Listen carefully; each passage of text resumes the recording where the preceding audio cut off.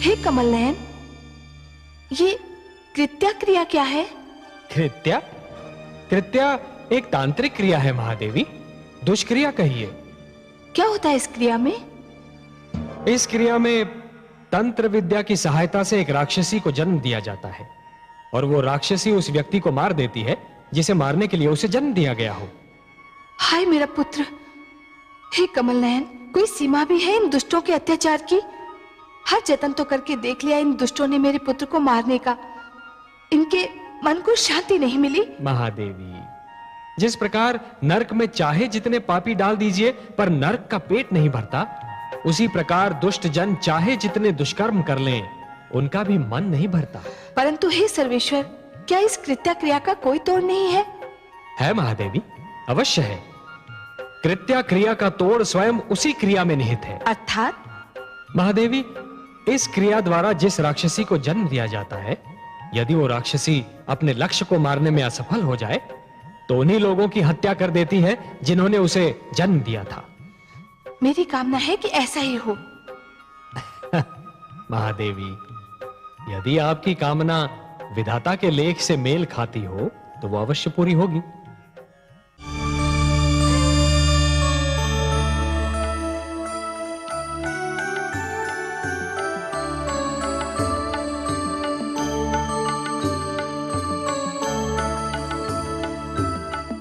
देखा आपने कमल नयन, मेरा पुत्र कितना निडर है, हाथियों से भी नहीं डरा, उनके समक्ष डटा रहा, वे ही सिर झुकाकर चले गए। महादेवी, आपके पुत्र का ईश्वर पर इतना अडिग विश्वास है कि उसने मृत्यु से भयभीत होना छोड़ दिया है। वो जानता है कि उसका जीवन और उसकी मृत्यु दोनों ही ईश्वर के हाथों में है, उन हाथियों के भारी भारी पैरों तले नहीं। आपने सत्य कहा कमल नयन, मृत्यु से क्या भयभीत होना, वो तो एक दिन आकर ही रहेगी, किंतु मृत्यु के भय से जीवन का सुख चैन खोना मूर्खता है, और ये भेद मेरे पुत्र ने जान लिया है। यूं भी उसने इतनी यातनाएं झेली हैं कि अब उसके लिए मृत्यु अर्थहीन हो गई है, इसीलिए तो उसने मृत्यु से भयभीत होना छोड़ दिया है। महादेवी, जो मृत्यु से डरते हैं वो जीवन जीने के लिए सिद्धांतहीन समझौते करने लगते हैं, और ऐसा सिद्धांतहीन जीवन मृत्यु से भी बुरा होता है। महादेवी, इतिहास साक्षी है कि जीतते तो वही हैं जो मृत्यु के भय पर विजय पा लेते हैं, और सिद्धांतहीन जीवन जीने वाले तो कायर होते हैं। महादेवी, जैसे ये षंड और अमर्क, मुझे तो इनकी कायरता पर हंसी आ रही है। आहा, वाह पुत्र, धन्य हो तुम। हे कमल नयन, सुनिए आपने मेरे पुत्र की बात। एक बालक ने जीवन का सारा दर्शन सामने रख दिया, इसी को कहते हैं गागर में सागर समो देना। महादेवी, सब लोग जीवन को विद्या की दृष्टि से देखने का प्रयास करते हैं, परंतु आपका पुत्र जीवन को भक्ति के नेत्रों से देखता है, इसलिए जीवन के सारे रहस्य उसे विदित हैं। और महादेवी, प्रहलाद को जीवन का एक सीधा और सरल सत्य भी ज्ञात है, और वो सत्य ये है महादेवी कि जिस प्रकार जब एक पुरुष भटक जाता है तो केवल एक ही व्यक्ति भटकता है, परंतु जब एक नारी के पैर डगमगाने लगते हैं तो समस्त परिवार डगमगा जाता है। उसी प्रकार जब एक शिष्य भटकता है तो केवल एक ही छात्र भटक जाता है, परंतु जब एक गुरु भटक जाता है महादेवी, तो समस्त छात्र समाज भटक जाता है, और जब समाज भटक जाता है महादेवी, तो समस्त राष्ट्र का संकट बन जाता है। परंतु हे कमल नयन, इतनी छोटी सी बात दैत्य गुरु शुक्राचार्य की समझ में क्यों नहीं आती? इसके कई कारण हैं महादेवी। हठ, अहंकार, घायल अहम की पीड़ा, और सबसे बढ़कर बुद्धि और विवेक का अंधा विरोध। उन्होंने अपनी सद्बुद्धि को अपने अहंकार के पास रहन रख दिया है।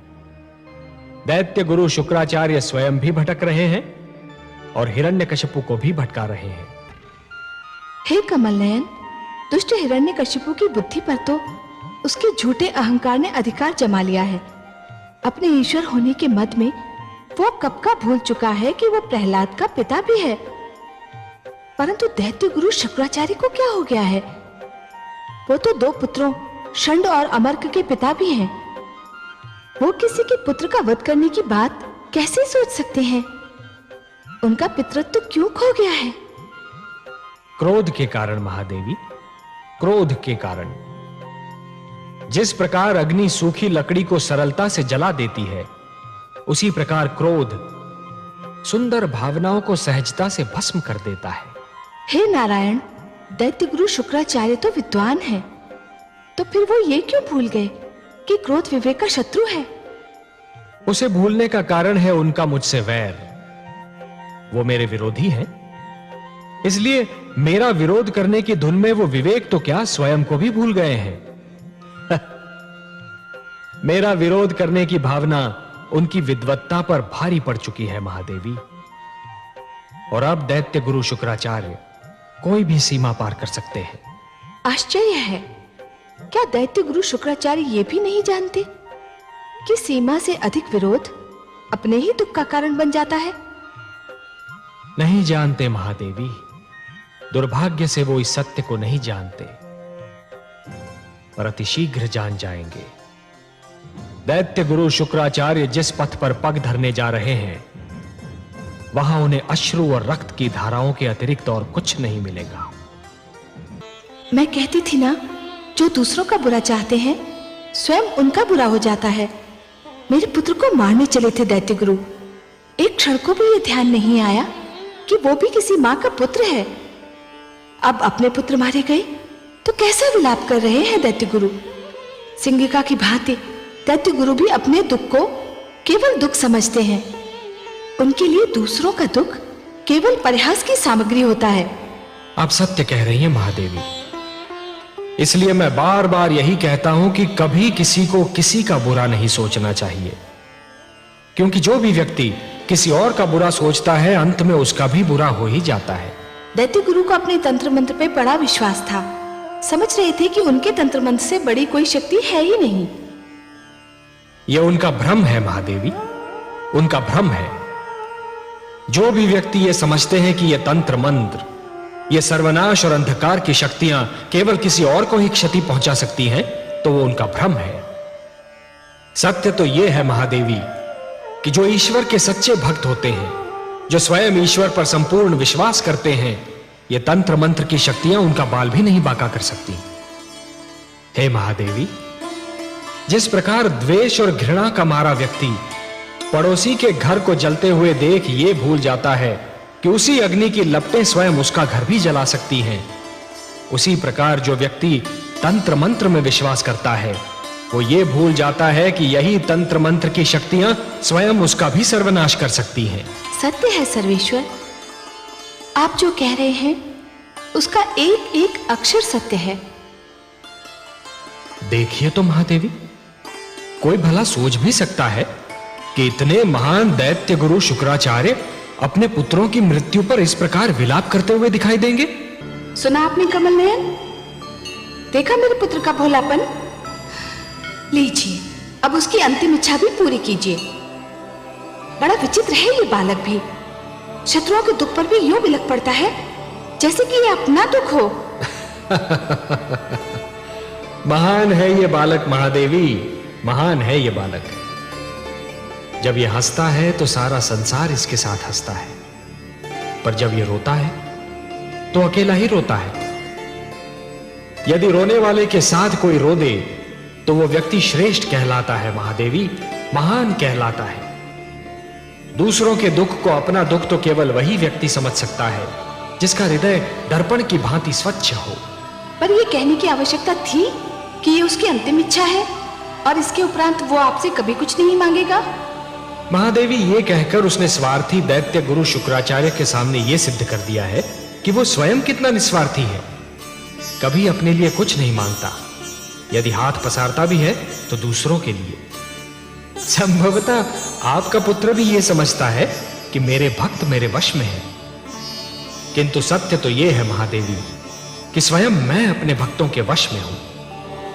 अपने प्रेम से, अपने विश्वास से, अपनी भक्ति से और अपनी श्रद्धा से मेरे सारे भक्त बार बार मुझे उनकी सहायता करने के लिए विवश करते रहे हैं और करते रहेंगे। और मुझे अपनी इस विवशता पर कितनी प्रसन्नता होती है, इसका मैं क्या वर्णन करूं महादेवी, इसका मैं क्या वर्णन करूं। मैं आपके इस पुत्र की प्रार्थना और मेरे इस भक्त की प्रार्थना को कैसे टाल सकता हूं महादेवी।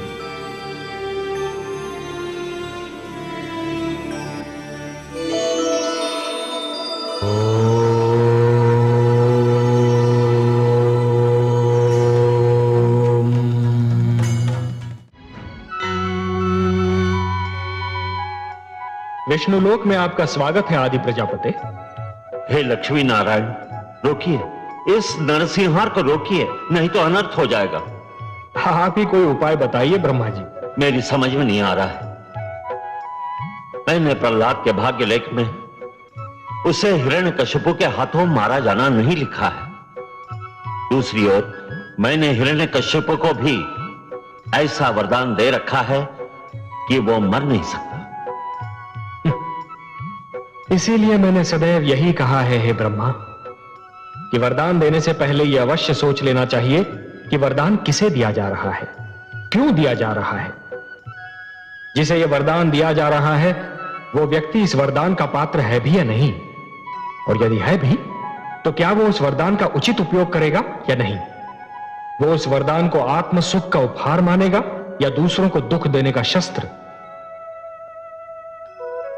हे ब्रह्मा, जिस प्रकार शिशु के हाथ में खड्ग थमा देना अनदेखे संकट को निमंत्रण देना है, उसी प्रकार एक दुष्चरित्र व्यक्ति को वरदान दे देना अपने लिए और सृष्टि के लिए घातक घटनाओं को निमंत्रण देना है।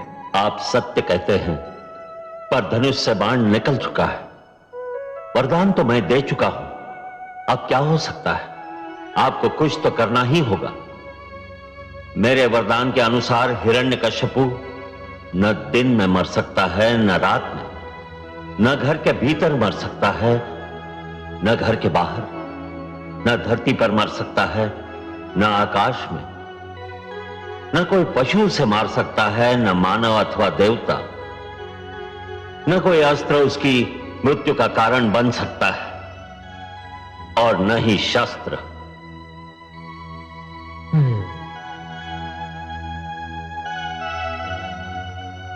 बहुत जटिल समस्या है ब्रह्मा जी। मुझे आपके वरदान का मान भी रखना है और पुत्र प्रहलाद की रक्षा भी करनी है। आप सत्य कह रहे हैं, मुझे कुछ तो करना ही होगा।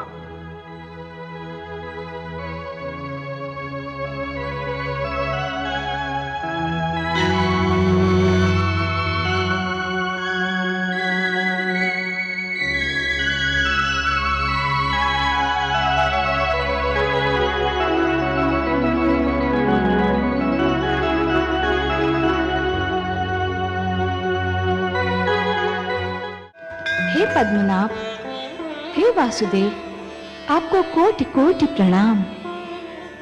आपकी कृपा से पुनः एक बार सत्य की विजय हुई, पापी का अंत हुआ, पाप का नाश हुआ। मानवता के सबसे बड़े शत्रु हिरण्यकशिपु को आपके हाथों मोक्ष प्राप्त हुआ। महादेवी, मानव मेरी सबसे प्रिय रचना है। यह धरती तो मुझे स्वर्ग से भी अधिक सुंदर लगती है। इसलिए जब भी कोई पापी धरती की सुंदरता को नष्ट करने का प्रयास करता है, जब भी कोई नराधम मानव को या मानवता को रौंदने का प्रयास करता है, तो मैं नरसिंह बनकर उसका वक्ष स्थल फाड़ देता हूं। मैं वराह बनकर उसका उदर चीर देता हूं, या फिर मैं मत्स्य बनकर उन दुराचारियों को जल समाधि दे देता हूं। आपकी इस कृपा के लिए मानव और धरती के साथ साथ मैं भी आपके आभारी हूँ कमल नयन। जिस प्रकार आपने पुत्र प्रहलाद की रक्षा की, सारी संसार की माताओं की ओर से मैं आपको धन्यवाद देती हूँ। महादेवी, जिस प्रकार संतान को दूध पिलाने के लिए किसी माता को धन्यवाद नहीं दिया जाता, जिस प्रकार परिवार का पालन पोषण करने के लिए पिता को धन्यवाद नहीं दिया जाता, और जिस प्रकार फल देने के लिए वृक्ष को धन्यवाद नहीं दिया जाता, उसी प्रकार अपने भक्तों की रक्षा करने के लिए मेरा भी धन्यवाद देने की कोई आवश्यकता नहीं है महादेवी। मैं तो पिता हूं, सर्वेश्वर हूं। और यह समस्त विश्व मेरा परिवार है। भक्त प्रहलाद तो मेरा एक महान भक्त है महादेवी, और अपने भक्तों से मैं इतना अधिक प्रेम करता हूं कि कदाचित स्वयं अपने आप से नहीं करता। सत्य है कमल नयन, इसीलिए तो हिरण्यकश्यप पर आपके क्रोध का स्मरण करके मुझे अभी भी रोमांच हो रहा है। महादेवी, एक पापी, एक अत्याचारी कभी भी मेरी दया का पात्र नहीं हो सकता। हिरण्यकशिपु के पापों का घड़ा मेरे भक्तों से रक्त से भर रहा था। कोई भी दिन ऐसा नहीं था जिस दिन उसने मेरे भक्तों की हत्या न की हो। जिस क्रूरता से उसने विष्णु नाम के बालक की हत्या कर दी, उसी क्रूरता से मैंने भी उसका वध कर दिया। आपको उस पापी के लिए कैसा भयानक रूप धारण करना पड़ा था? महादेवी, अपने भक्तों की रक्षा करने के लिए मैं कोई भी रूप धारण कर सकता हूं। जैसे आज नृसिंह अवतार धारण करके मैंने उस पापी हिरण्यकशिपु का वध कर दिया, जो स्वयं अपने ही पुत्र का वध करना चाहता था, केवल अपने पाखंड की रक्षा करने के लिए। अपने स्वार्थ, अपनी महत्वाकांक्षा के सामने वो ना तो राजधर्म को निभा पाया, न एक पति के धर्म को, और ना ही पिता के धर्म को। मैंने उसके वंश में प्रहलाद जैसे बालक को जन्म दिया। प्रहलाद, जिसका मुखमंडल देखकर स्वयं अत्याचार को भी दया आ जाए। परंतु हिरण्यकशिपु को दया नहीं आई महादेवी। महादेवी, यह धरती मैंने ऐसे अत्याचारियों के लिए नहीं बनाई। यह धरती मैंने ऐसे हत्यारों के लिए नहीं बनाई। इस धरती की सुंदरता धमाके से उजाड़ने के लिए मैंने नहीं बनाई महादेवी। इसलिए आज मैं यह पुनः घोषणा करता हूं, परित्राणाय साधूनां विनाशाय च दुष्कृतां धर्म संस्थापनार्थाय संभवामि युगे युगे। जब जब धर्म पर संकट आएगा महादेवी, और ये दुष्ट जन महात्माओं को कष्ट पहुंचाएंगे, तब तब धर्म की रक्षा करने में आऊंगा, धरती और मानवता की रक्षा करने में आऊंगा, और हर युग में आता रहूंगा।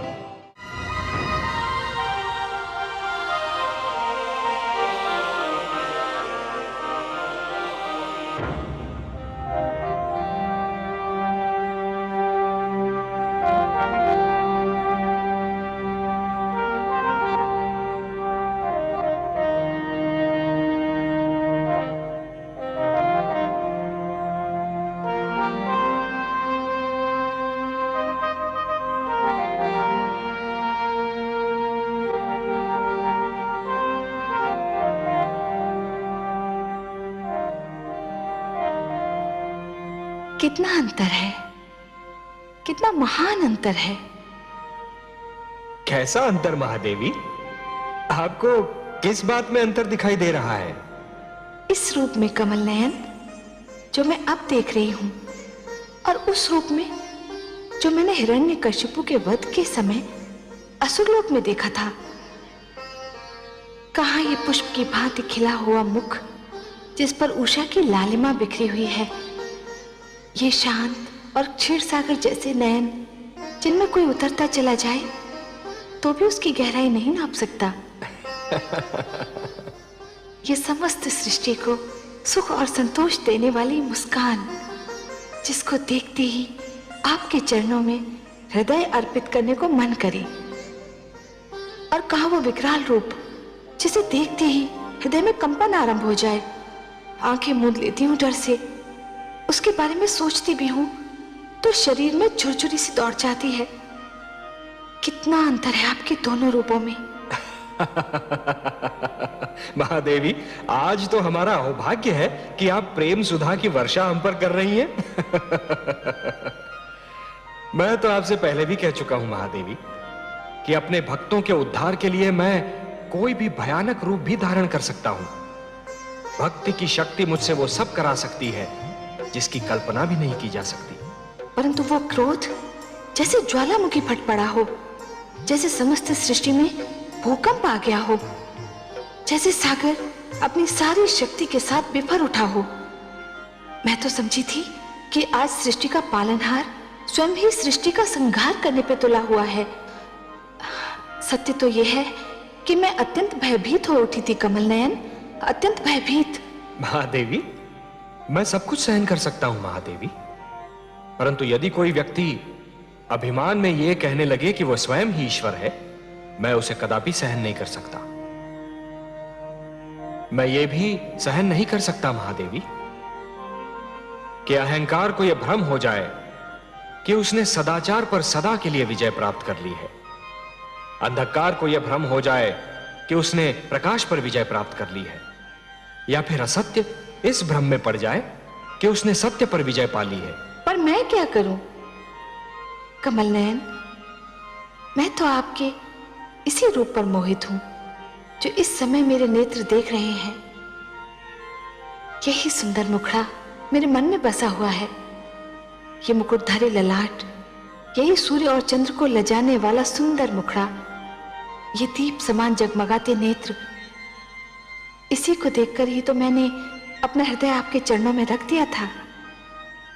महादेवी, यदि आपकी यही इच्छा है कि मैं ऐसा भयानक रूप कभी धारण ना करूं, तो मैं आपको यह वचन देता हूं, इसके आगे कभी ऐसा रूप धारण नहीं करूंगा जिसे देखकर आप भयभीत हो।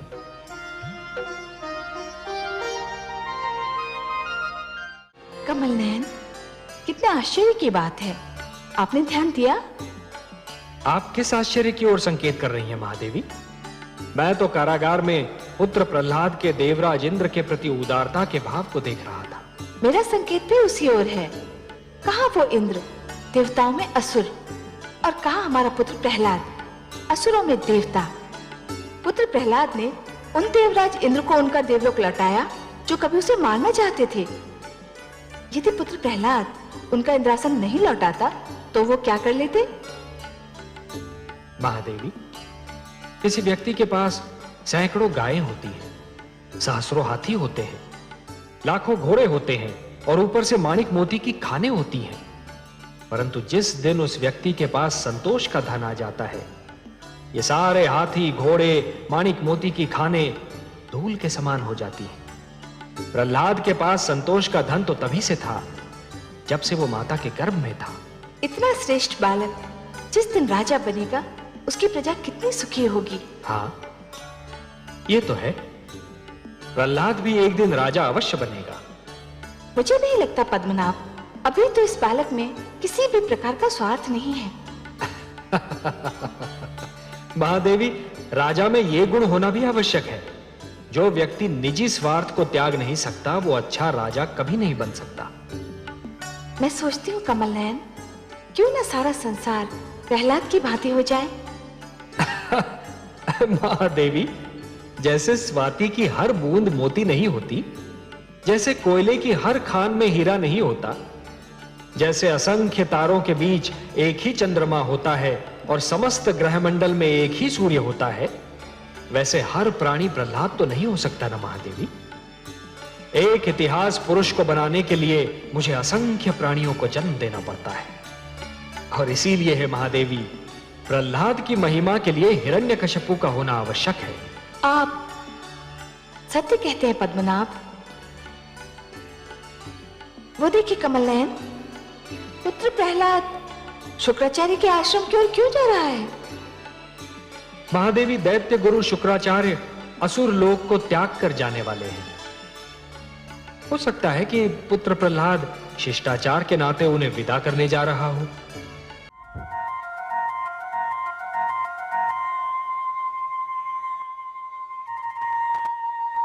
क्या हुआ महादेवी? आपने तो कहा था कि पुत्र प्रहलाद संकट को विदा करने जा रहा है। संकट? कैसा संकट महादेवी? मेरा तात्पर्य शुक्राचार्य से है। शुक्राचार्य? क्या हुआ, वो सकुशल तो हैं? शुक्राचार्य तो सकुशल हैं, किंतु मेरे पुत्र प्रहलाद की कुशलता का क्या होगा? अब क्या किया आपके पुत्र ने? क्या किया? उसने अपने आंगन में नाग पाल लिया है। अब नाग तो उसे डसेगा ही। महादेवी, आपने चंदन का वृक्ष देखा है? देखा है कमल नयन। चंदन के वृक्ष के चारों ओर नाग ही नाग होते हैं, पर उनके विष का प्रभाव चंदन के वृक्ष पर पड़ता ही नहीं।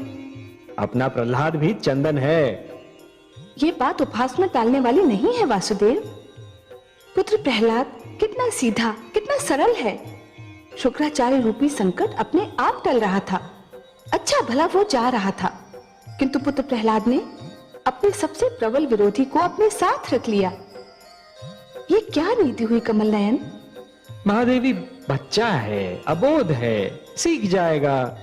अच्छा ये बताइए कि क्या आप जानती हैं कि सबसे बड़ा नीतिज्ञ कौन होता है? नहीं नारायण। सबसे बड़ा नीतिज्ञ वो होता है जो अपने विरोधियों को साथ लेकर चलता है। इससे तो यही सिद्ध हो रहा है कि प्रहलाद उतना सरल नहीं है जितना कि आप समझ रही हैं। अब ये तो देवर्षि नारद से ही पता चलेगा कि नीति की शिक्षा उन्होंने प्रहलाद को कब दी। आपकी बातें तो कभी कभी मेरी समझ से परे हो जाती हैं वासुदेव। महादेवी, हमारे प्रहलाद को राजा बनना है और एक अच्छे शासक के विरोधी तो होने ही चाहिए। जब तक उसके विरोधी नहीं होंगे वो सतर्क नहीं होगा, सावधान नहीं होगा और प्रजा में प्रिय भी नहीं होगा। आज समस्त संसार में दैत्य गुरु शुक्राचार्य से श्रेष्ठ राजनीति का कोई आचार्य नहीं मिलेगा। वो मेरे विरोधी अवश्य है महादेवी, परंतु आज तक उन्होंने कभी अपने कर्तव्य से मुख नहीं मोड़ा और इसीलिए वो मुझे प्रिय भी हैं। महादेवी, आप तो बस प्रहलाद जैसे पुत्रों की चिंता कीजिए और सृष्टि के सारे शुक्राचार्यों की चिंता मुझे करने दीजिए। लगता है मेरे पुत्र की परीक्षा की श्रृंखला कभी समाप्त ही नहीं होगी। बेचारा उस समय से परीक्षा दे रहा है जब से माता के गर्भ में आया था, और उसी समय से हर तपस्या में वो सफल भी हो रहा है। जन्म से मृत्यु तक परीक्षाओं से जूझना ही तो जीवन का सौंदर्य है महादेवी। जीवन के हर क्षण अपने अस्तित्व का प्रमाण देने के लिए परीक्षाएं तो देनी ही पड़ती हैं। महादेवी, यदि परीक्षाएं ना हो तो जीवन सपाट और नीरस बन जाए। परंतु इस समय वो ऐसी परीक्षा दे रहा है जो उसके ज्ञान क्षेत्र से बाहर है। कया तो स्त्री होकर नहीं पहचान पाई कि शिशु को दूध पिलाने वाली 2 स्त्रियों में से वास्तविक माता कौन है। मेरा पुत्र तो पुरुष है, वो ये कैसे पहचान पाएगा? यही तो ज्ञान की कसौटी है महादेवी। एक ज्ञानी व्यक्ति वही होता है जो यदि किसी प्रश्न का उत्तर नहीं जानता तो चहुओर देखता है, दूसरों के अनुभवों से और दूसरों की चिंतन शक्ति से ज्ञान जुटाने का प्रयास करता है। हे महादेवी, जिस प्रकार एक दीपक दूसरा दीपक जला सकता है, उसी प्रकार दूसरों के ज्ञान और अनुभवों से और दूसरों की चिंतन शक्ति से स्वयं अपना ज्ञान भी तो बढ़ाया जा सकता है, और एक राजा के लिए यह नितांत आवश्यक है।